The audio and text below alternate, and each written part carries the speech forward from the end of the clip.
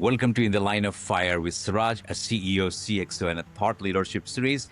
Real leaders, real talks, real insights. This conversation is about the future of the future. This conversation is about the future of the technology, about the future of leadership. Today, my guest is Vishnu Enjapoori, the Managing Director and CTO of Saroe Inc. Saroe Inc. is a US-based technology consulting firm helping SMBs, which is the small and medium-sized businesses, accelerate growth through AI, digital transformation, custom software, and fractional CTO leadership, guided by its philosophy, which is advise, build, and scale. Vishnu brings more than 25 years of global technology leadership experience, including 16 years with Siemens. Today, he partners with the CIOs, founders, and business leaders to solve complex technology challenges, helping organizations modernize, innovate, and achieve measurable results and business outcomes. Vishnu, this is a pleasure, and I'm honored to have you on the show today. Thank you so much for taking out time to join us on In the Line of Fire, the CEO, CXO, and the Thought Leadership series. Do you want to quickly introduce yourself to the audience? I think you did a fantastic job. It is really a pleasure to be here, spending this time with you. And yes, as you said, I've been in the industry for 25 years. I don't think I need to repeat everything, but it's been an exciting journey. Now I'm in the business of helping SMBs building technology. As a leader, I bring right resources to the table so that SMBs are not going through the same struggle initially or even while scaling up as they were before. So instead, they can leverage the current technologies and leaner processes to build the right scalable products. That's where I come in to help them out. But I'm happy to be here, and I'll look forward to spending some quality time with you. I truly appreciate your positive response. I know when first time I reached out to you, you said, will it benefit people? I said, yes, it will. And you said, okay, let's get on to a call. I'm okay with this. So I truly appreciate your time. Vishnu, technology has moved from being support function to becoming one of the most strategic drivers for business growth. Still, many organizations continue to struggle with technology adoption and AI implementation. A lot of that, it includes cybersecurity, legacy modernization, systems, scaling. Successful transformations requires far more than technology. It requires the leadership. It requires the farsightedness. That's precisely where our conversation looks like will begin. Let's start by understanding the journey. Vishnu, you have spent more than 2 decades helping organizations navigate technology transformation across healthcare, insurance, financial services, and other highly regulated industries. You are helping SMBs access enterprise-grade technology while remaining agile and cost-effective. And do correct me if I am wrong at any place. You can add always. Sure. Let's begin with your journey. Tell us about your leadership journey. What first inspired you to pursue technology as a career? I was damn good in coding when I was pretty young. I was graduated in Osmania University in Hyderabad, majored in physics, SA physics those days. And I didn't have a professor to really teach me how to do things in computers, even though we had physics with the computers programming in it. And I had to learn myself. That's when I, kind of found the programming was really my passion compared to something I was doing before or I wanted to do. So I gave up my research side of passion and then switched to the computers because I also had a inspiration. One of my professors actually helped me a lot in the process of changing to the computers from the physics. So she provided all the resources that I needed, introduced to some experts in the industry. That's when I started my journey as a junior programmer. Since then, it's been my passion. Looking back over past 25 years, what has changed the most in technology leadership? Any thoughts on that? A lot. Simple answer is a lot. But if you look at like 25 years ago, right, we would open the books to really code.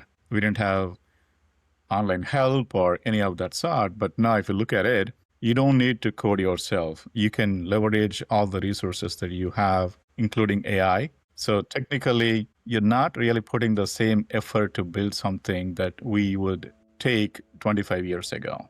Every 5, 10 years, there is a new technology anyway, including internet, search. Now it is AI, right? After 10 years, maybe there's something new going to come. So every 5, 10 years, there is a major thing comes into the technology, which we have to adapt anyway. But it has changed significantly compared to when I started my journey in the technology. I started with that computer. What was that? 286 or 486, something like that, where you had 25 MB floppy disk. Yeah.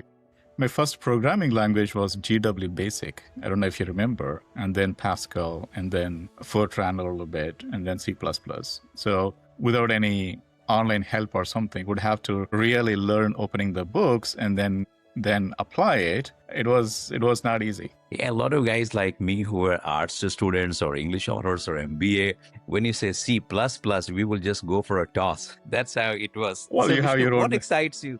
What Right. excites you most about future of AI and digital transformation now? What excites me majorly is, some of the problems a human being cannot solve as of today. I spent most of my time in healthcare.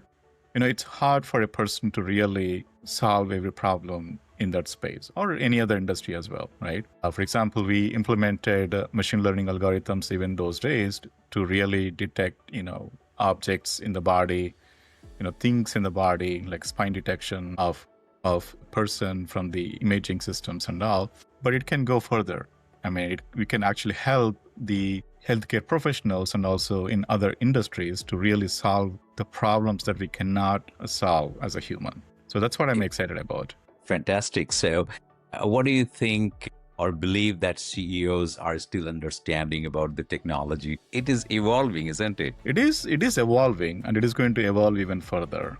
CEOs are still understanding about the technology. So this is my take on that. I don't think CEOs need to understand every aspect of the technology, in my opinion. It's not primarily their job unless they want to be part of the technology. And that's why there are technology leaders who can speak the same business language with the CEOs and bridge that gap. And CEOs mainly have to focus on, hey, how they are helping the customers or what problems they're solving as business owners or CEOs in the current market and the human beings, then, hey, let's use the technology for XYZ reasons. So that's the opposite of usually what I think. Usually, hey, this is a problem we want to solve, and let's see how we can apply the technology to solve the problem. Vishnu, thank you so much. We'll now get into the 5-dimensional leadership. We'll try to get to know you more as a CEO, because I personally believe the CEOs are very different from the common people. While they are like anybody else, but still, I feel there is a difference. Somebody who is heading a big organization responsible for people, products, processes, business, and then somebody who's working for that organization, there is a huge amount of difference. We'd like to know your personal self. Looking back over your journey, what experiences have really helped you shape who you are today? Whew, that's a ton of experiences, of course, not just one incident, right? See, it's been a long journey for me, 25 years. And of course, some of my friends probably gave up and moved on to some other fields saying, hey, how long I want to compute, or how long I want to really be in the technology space, right? So we've always move on to something new. Maybe the technology has been my passion and never gave up. And it's always there in my heart, I guess.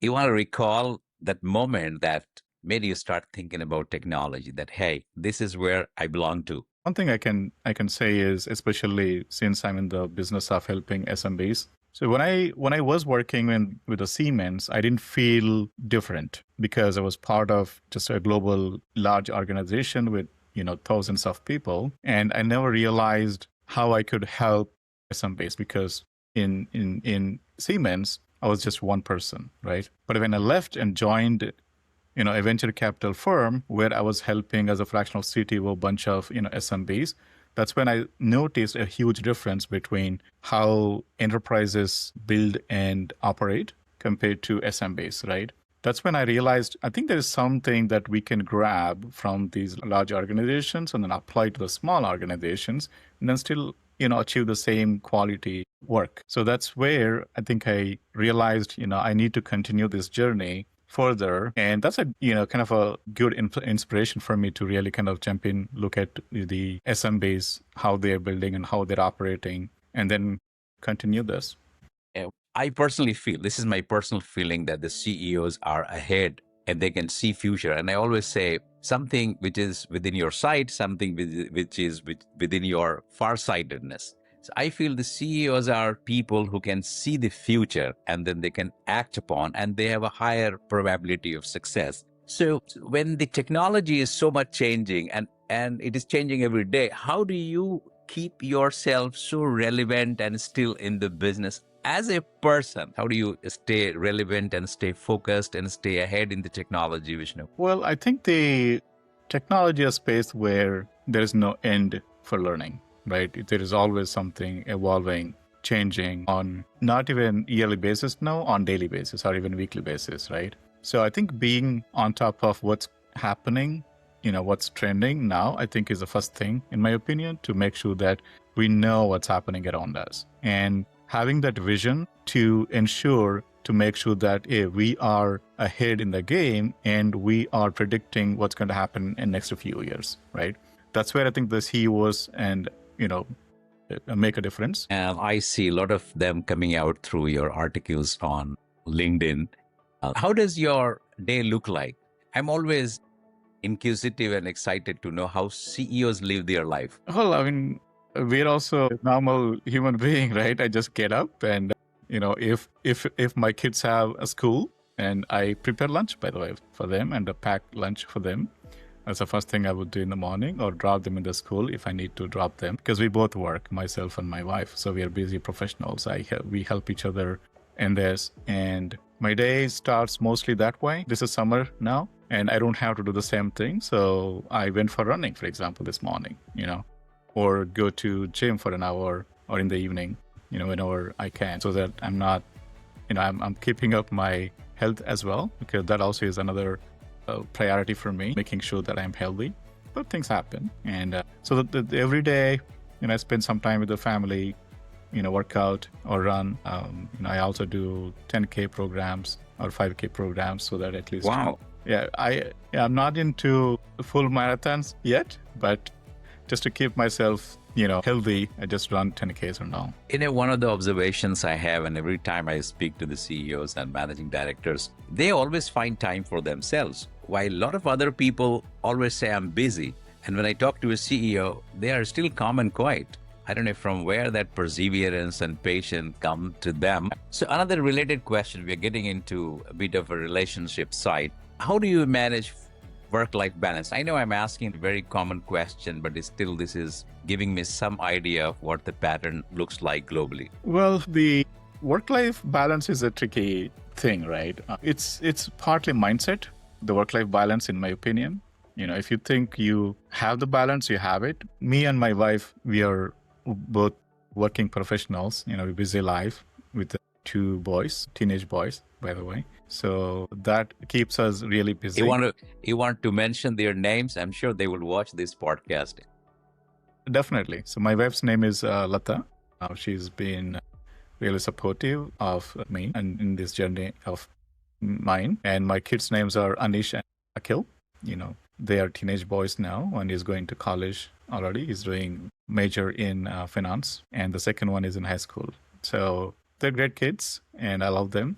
That's the best thing ever happened to us, to me and my wife, having the kids. And what will be your message to the leader when it comes to work-life balance? My message is simply prioritize the family. Vishnu, you have spent more than 20 years in the industry and you would have built great teams. Tell us about the high-performance team. So I have worked with different teams and organizations, good and bad, and I built my own company. I'm still building my own company, right? So the way I look at my team, at least, depends on 3 pillars: the clarity, trust, and accountability, making sure that the team is clear about the goals and strategies that we are deciding, and trust. You are expanding your business and you have great plans for expansion. You are building your team, building your organization. If you have to hire leaders, what are some of the qualities that you would like to see in those leaders to work with you? Just aligning to that previous one, right?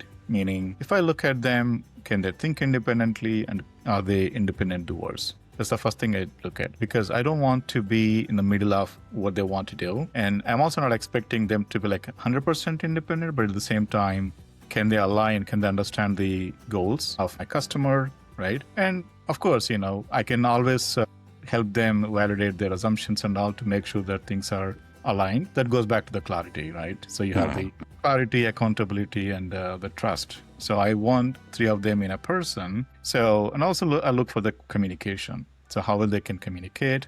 I want to put them in front of my customer, right?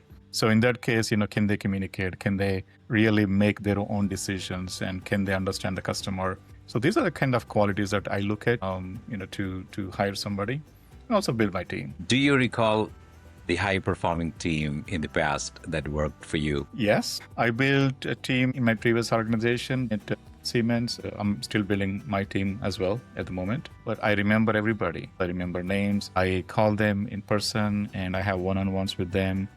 Everyone is now asking questions, and LinkedIn is all over flooded with AI transformation, legacy modernization, and things like that. And people are talking about future, which is so interesting. How did you, for Saroe Inc., build this capability so early? So the machine learning is not new to me as a profession, right? Because I've been there for 25 years, and I started my machine learning journey with Siemens itself. That was my kind of first job with the AI and ML.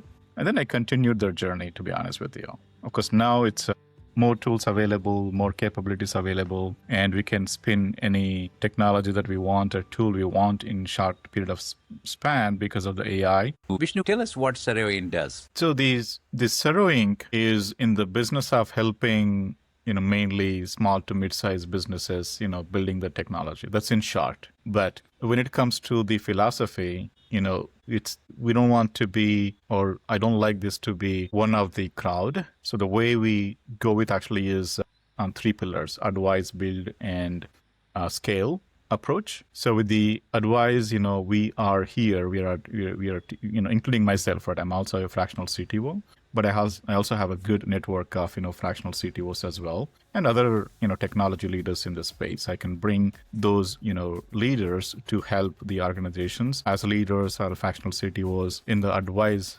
capacity to make sure that they understand and decide. The decision making is one of them, actually, to make sure that they're doing the right thing before even they build it, right? That's where the advice comes into picture to help them identify the gaps or identify what technology to build or how to build it also, creating the roadmaps and, stuff like that. And also at the same time, build is, the second pillar is a build where we help them to really kind of build the technology. So we have resources with the different technologies and operations.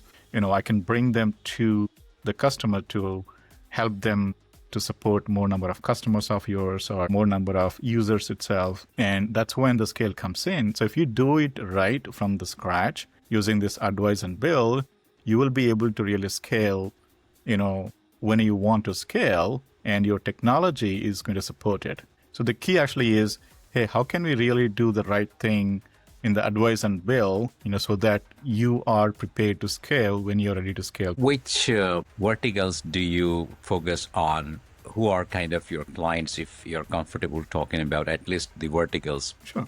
So healthcare, that's my longest, experience in that healthcare. 17, the sectors we support, insurance, healthcare, we call it education, and retail. One more, finance.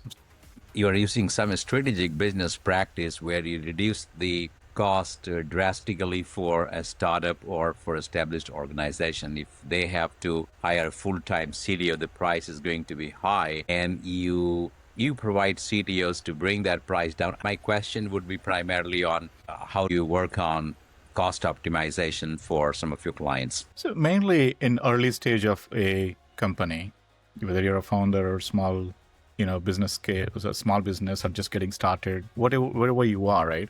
You always have budget constraint. So depending on type of the technology that you're building, you have to decide what kind of resources you need. But the technology build is not cheap, right? it is expensive. You need right resources, right number of resources, and also a leader. That's where we come in and we help them to really kind of fill that gap to make sure that we understand the business gap and provide that technology. So as a fractional CTO service provider, they don't have to hire a full-time CTO. That's where a lot of people think, oh, do I need to pay high salary, bringing a senior guy with 250K per year or something, right? So nowadays, we don't need it. But they need some kind of leader, so which I call them actually fractional CTO, because technology leader, where he is helping them making the right decisions and making sure that there is a roadmap created, looking at all the aspects of the business and making sure that the technology is meeting the business goals. Vishnu, you have been working with SMBs. What are some of your recommendations for them to be in the competition, scale their business, be profitable, be sustainable? See, my recommendation is as a technology leader and also CEO, right? I wear both hats a lot of times and I understand the customer. Vishnu, I have some very specific questions which I've prepared for you when it comes to supporting SMBs. What are your biggest learnings from working with SMBs clients, their constraints, their needs, and what they're really looking for from a technology partner? So, being worked at large corporations, I learned things, right? I learned discipline from enterprises. So the enterprises taught me how do you make yourself disciplined and how do you build or how do you operate with a discipline. But when it comes to the SMBs, they taught me how to use that discipline to create a value, meaning, because they're not really looking for, heavy process or heavy things and of that sort, right? So the question is, can we leverage whatever I learned at these large corporations and then apply them to the small, SMBs and go from there? Well, here is another one. Imagine you had investor funding to build a technology company from scratch in 2026. What would you build and what would you refuse to build? And why would you do that? Well, this is actually a tricky question. A lot of people ask themselves probably and also get confused. And I've been building the AI systems and non-AI systems as well, right? And I think the principle is probably simpler than they think it is. If they can identify a gap where there is a good and reasonable ROI written on investment, why not use the AI? To build or anything that you want to build in this year or next year, right? But if there is no ROI, there is a lot of hype because of the AI, or AI brings a lot of hype, right? Even people have been investing a lot in the AI, but is every AI investment bringing the returns? Probably not. If you look at the statistics, it's not. So very few are making money and they're sustainable. And some companies are growing significantly. So it all depends on how you are thinking your business and how you're building based on the ROI than the hype. So the simple formula I can use is build for ROI and refuse the hype, to your point. So that's how I look at it. If we pull the AI plug tomorrow, what are the core businesses fundamentals that would still determine success? And why would that happen? Well, business existed even before AI came into picture, right? So business is not something new, but AI is new. So AI is not changing the business fundamentals, as you said. Instead, it is changing how we operate the business or operate the technology. That's all it is doing. So the bottleneck was never the, technology, in fact, right? It's the business fundamentals. So if you have the real business fundamentals right and use the technology and AI right way, you never have to worry about, just depending on the AI, to be honest. Even if they pull the plug, nobody's going to pull the plug on the AI, but it's a hypothetical question, to be honest, right? Because anytime there is a new technology come in, it never goes away. Even the AI is not going to go away tomorrow too, right? But hypothetically, just taking out the AI from the equation, from the business build or expansion, perspective. So I think first thing is, to your point, you need to have the right mindset and the business fundamentals, and then think about the AI or anything that you want to solve the problems, for the customers. But for CEOs, it doesn't make any difference because most of the new technologies are built for the CEOs to make them sustain in the business for their growth. people come with a lot of different options, and then there is a market trend, and then there is a Yes. Yeah. overall changing scenario and context. One of the things I always believed is leading in context, business in context. So CEOs mostly operate in context. They can see the context and accordingly operate. The next one is you have spent decades building technology. What is one trend that everyone is chasing today, but you believe is fundamentally misunderstood? Thoughts? I think the AI brings a lot of hype into the technology, right? I mean, people have been chasing. Of course, still adaptability is still low. Maybe 2 years ago, there was a lot of confusion and chaos. Maybe 2 years ago, it is getting more clearer and clear over the period of time, and people are kind of realizing, hey, this is how we want to use the AI. But still, there is a lot of confusion and chaos in the CEOs' minds because, hey, if I'm not using the AI, I am being late in the market. Yeah. So that's the first thing that people think about, right? Saying, hey, I need to use the AI. Let's pour actually $5 million to build something so that at least we can claim that we are first in the market. But a lot of times it is not the speed that makes you more sustainable. Instead, hey, what are you doing with that AI? Are you building something more durable, that lasts longer and solving the real customer problems than, trying to just use it for the sake of using it, right? Because, some companies have cash. They can burn cash. Because I support SMBs, and a lot of SMBs don't have that much cash. So they have to be really conscious about how they are investing and spending their money on right things.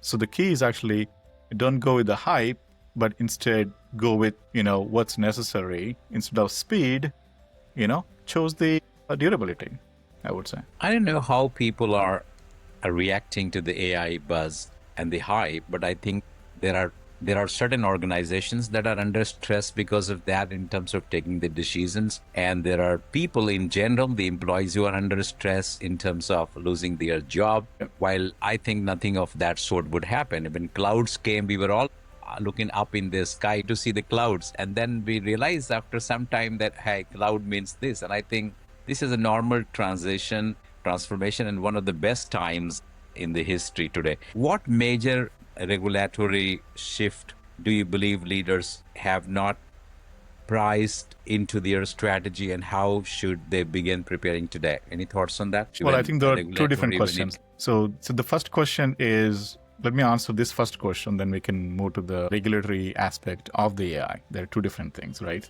So when it comes to this regulatory compliance, that, hey, how a leader should think about it or address that, right? That's the first part of the question, if I'm right. So the way I look at actually is the compliance cannot wait, because you build awesome thing, maybe in the healthcare, right? And if you can't really get that approved by FDA or somebody, you have to think about, hey, are we going to be compliant when we are building it from the scratch? Then, hey, let's worry about later. Yeah, that is correct. Right? And the second part of the question, you're talking about the compliance or regulatory aspect of the AI, right? So my quick answer is, still there is a lot of room in the AI space about the regulatory aspect. There is a clarity missing, but people are trying to, or at least the government bodies are trying to really address some of the aspects in the regulatory. But right now, it's kind of open. Where are your customers predominantly located, Vishnu? My customers are in US, and we also have, we're expanding in European Union as well, but primarily our customers are in US. So how does your next 3 years strategy look like? Of course, have more customers in the US, because that's part of the strategy, and we want to have more coverage in the United States. Plus, we also want to expand in Middle Eastern, like Dubai and other countries. We're kind of looking at some opportunities at the moment. And, we always have partners within India as well. And we have a development center in India. That's our core, and serving multiple countries, across the world. Where is Saroe heading now? What is your message for the SMBs?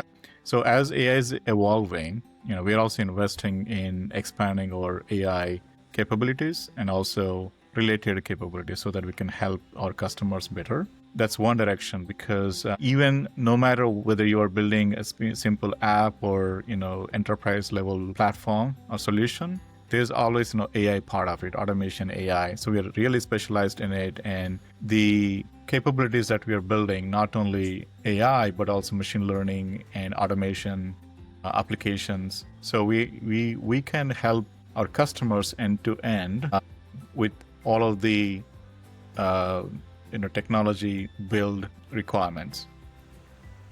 Do you want to summarize your top 3 USPs? Sure. When it comes to the technology, it's the AI capabilities and automation. That's number one for us. And we're always cloud first. The founders and SMBs can leverage the brand new trendy technologies and make them available and more scalable without spending any infrastructure costs. And the third one is the process, which is not direct, but we have ton of process experience, from all of the our resources, and that actually helps reducing the cost and also make the platform or technology scalable for our customers. What is the advantage of having a fractional CDO for the SMBs? See, fractional CTO helps them strategizing the technology build, creating the roadmaps, making sure that it is meeting the business needs, and it is being executed properly, right? So it's kind of overseeing the end-to-end production and making sure that the resources are following all the guidelines that we put together. So that way, because the architectural governance is a big topic in the technology space, especially if we are building a large-scale enterprise solution, these things play a big role. Otherwise, it becomes really hard to scale it at some point. That's why the CTO comes in to kind of put together a plan and a map for the SMBs to help them out, building right. How soon you can deploy a CDO? Deploying a fractional CTO is pretty quick because we have the network of CTOs. Some of the CTOs are also specialized in different areas of the technology. Depending on what customer is looking for or wants to accomplish, then we can deploy in few days to a couple of weeks, to be honest with you, a CTO, a fractional CTO with them. So Vishnu, thank you so much. We've had fantastic initial introduction, and thank you for sharing about your personal life a little bit, and then about family and family work-life balance. And we also pleasure. talked about the team and business and what Saroe Inc. does and where you're heading and your business model, and truly appreciate this candid conversation and sharing some of your organizational information. We're now getting into something interesting, which is the rapid fire. So this is a high adrenaline, segment. Whatever comes to your mind, you can speak, right, wrong, whatever comes to you first. Ready? I'll give a shot. AI will replace more managers than employees. A tricky one. True. True. Every organization will become AI driven. False. Okay. For CTO and CEO, is speed or quality? Quality. The CEOs should focus more today contextually on what is your advice? Problem, not the solution. In leadership, we keep talking about solution. This is a great answer. I think we have a great insight here. Vishnu, next one, organizations may fail because if they make wrong decisions, a technology should always aligns with their business. Okay. Success requires Patience. every leader must. This is a contextual question. In today's context, when so much is happening, every leader must. You can do multiple things. Okay. Innovation begins with. Market gap. Okay. And young leaders should Never give up. never give up. Why do you say that? Well, I'm telling you whatever comes to my mind, Thank you so much. So, Vishnu, do you have any advice for the aspiring CEO? This is one of the common questions I ask because it takes time to be a CEO and managing director, and you've become one. What is your advice to these people who want to be the CEO and managing directors? See, CEO and managing director is a position, right? But first, I would say become a leader. Becoming a CEO takes time. Having the leadership capabilities is the number one thing to think about. To grow in the ladder to be a CEO, or whether it's a small company, large company, first, I would say you be a leader first and then go from there. Yeah. So, Vishnu, organizations today are facing unprecedented change. Artificial intelligence is transforming business models. Technology is becoming a common boardroom conversations. What separates organizations that successfully transform from those that struggle? Any thoughts on that? There is a chaos. The AI also brings chaos, as we discussed, right? The way I look at actually is if you don't understand AI right and you get it wrong. So which means you want to have clarity about how and where you want to use AI. That means that's where, and I would say you first find out what problem you're trying to solve, then apply AI to it. Then that gives you actually good result. Otherwise, you will struggle. So, Vishnu, what would be your advice to the board that is thinking about transformation and AI adoption? Any thoughts? Start with the problem. I think I also wrote some articles and some videos on LinkedIn about the same topic. That's where I think a lot of confusion can go away with that approach and brings a clarity to the organization. I have gone through some of your newsletters and they are really very informative and very future centric. What are some of your strong viewpoints? I feel the SMBs must understand, what's going on in the current market and how the technology is changing the businesses and a lot of things and how they can leverage it to change some of these operations. So my main intention is to bring that knowledge to the CEOs or SMB owners so that they're more educated and then making the right decisions. Any strong viewpoint for the CEOs and CXOs? I feel CEOs and SMBs also must focus on the business, not just the technology. Thank you so much for sharing some of your thoughts on business. We are getting into another segment which is very core to my heart, and I hope you will also like. What is your message for the young talent, people who are in the universities and colleges and those who have recently joined the organizations, the freshers? Do you have any thoughts as a CEO and managing director of Saroe Inc. for them to be successful? Yeah. So I would say learn from the mistakes. That's the biggest one, right? We all make mistakes, and I made a ton of mistakes in my career and personal life. And how do we really learn from that? And, sometimes we repeat, sometimes we don't repeat. But the point is, how do we really get on with the life and then move forward? Do you have any message for the young talent who are in the colleges, schools, and those who have joined the organization? What are some of the leadership competencies that are important for them to be successful? Because we are in AI era, I feel a lot of kids are just leveraging AI and not paying attention to their creativity and innovation. So I would say, treat the AI as a tool, not as a replacement of something, right? And you still respect the relationships, personal relationships, than just depending on the AI. And, don't let AI make the decisions for you. And learn the fundamentals, first. Critical thinking is really critical. Thank you so much. Vishnu, any last message for leaders, CEOs, CXOs? Well, there are a lot greater leaders out there than myself, but if anybody is just getting started or trying to be a leader, my first thing is stand up for yourself. They have to be really stronger and make the decisions right. I think that's where I think they can make the difference in any organization than just trying to follow somebody else. Vishnu, thank you so much. I think it's been a pleasure talking to you, having you on the show in the Line of Fire with Saraj, CEO, CXO series. Truly appreciate your time, and truly appreciate the insights. I wish you good luck for all your successes ahead. On behalf of my audience, I want to thank you for coming on the show. Hope you enjoyed the conversation. I really enjoyed the conversation. It was really a pleasure talking to you. I hope this reaches out to some of your viewers and maybe they will learn something from it. Thank you once again, Vishnu, for your time. This podcast will be available on YouTube, Spotify, Apple Podcasts, Audible, and Amazon Music.